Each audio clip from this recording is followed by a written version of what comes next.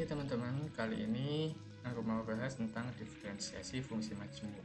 Nah, kemarin kita sudah belajar tentang diferensiasi dari fungsi sederhana. Nah, sekarang kita akan belajar kita lanjutkan tentang diferensiasi fungsi majemuk. Sekilas kita bahas tentang diferensiasi fungsi sederhana, yang mana dalam fungsi sederhana persamaan y sama dengan fx itu bisa kita turunkan menjadi dy per dx dengan a kali nxn minus 1. Nah, untuk fungsi majemuk itu tetap sama teman-teman, tetapi yang membedakan di sini variabel bebasnya tidak hanya x saja. Di sini ada z, di sini ada y. Jadi variabel bebasnya itu lebih dari satu, itu mudahnya. Jadi kalau fungsi sederhana yang diturunkan hanya dy per dx, sedangkan fungsi majemuk itu yang diturunkan tidak hanya dy per dx saja ya, tetapi juga ada dy per dz. Karena di sini ada dua ya, ada dua variabel bebas. Jadi di sini ada fx, terus juga ada fz. Jadi tidak hanya satu fungsi. Nah, di sini ada tiga nih malahan. Ada x, z, y. Maka nanti kalau kita turunkan diferensiasi dari fungsi ini, yaitu dy per dx, dy per dz, dy per dv, gitu ya. Jadi mudahnya kalau fungsi sederhana,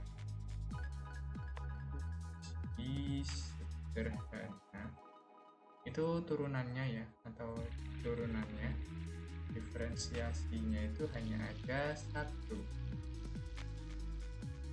Kalau fungsi majemuk itu kan namanya aja sudah majemuk ya.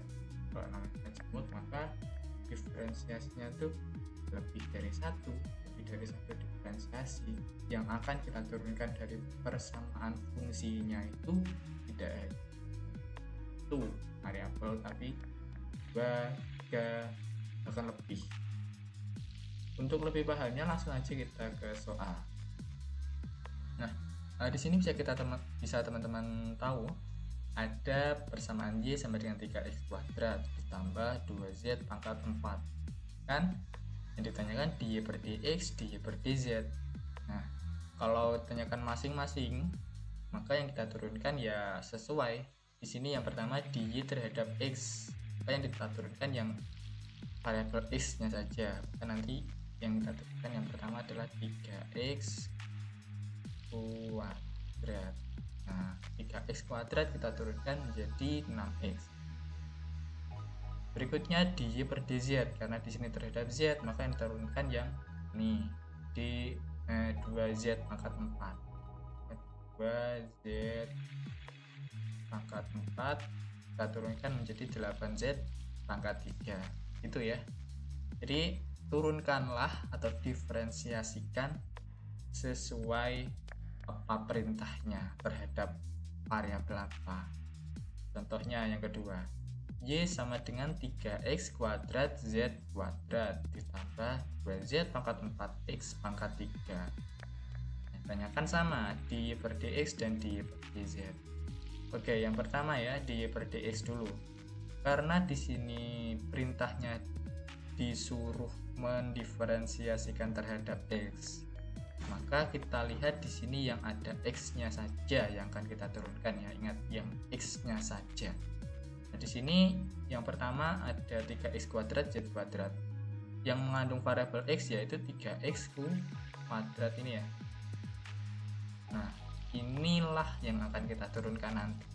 Sehingga 3x kuadrat itu kita turunkan menjadi 6x. Z kuadratnya tetap kita tulis, karena tidak kita ikutkan ya tadi, tidak kita turunkan. Yang kita turunkan cuma 3x kuadrat. Ingat, sehingga dari yang awal ini ya kita dapatkan 6x z kuadrat.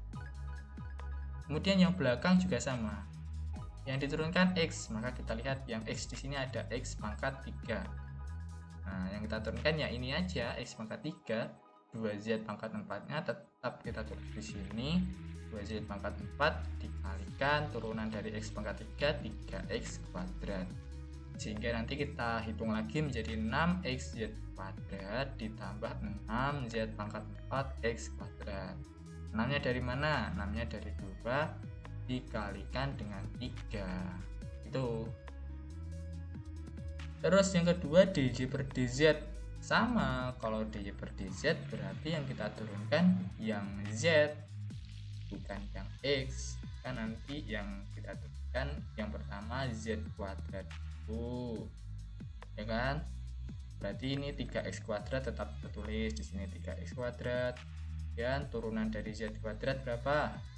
2Z.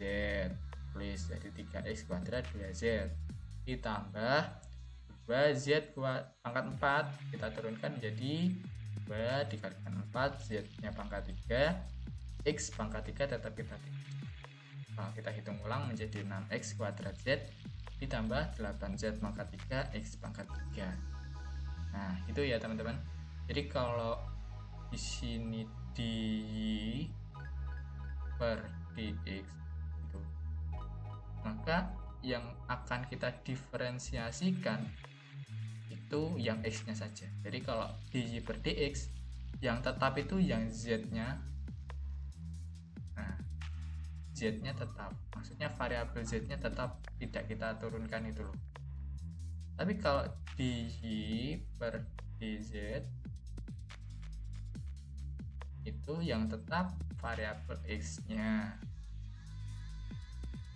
Nah kita buat simpulan seperti itu.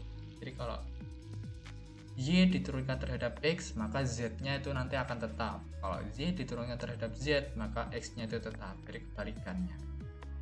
Itu ya teman-teman. Oke, untuk video berikutnya aku mau bahas tentang penerapan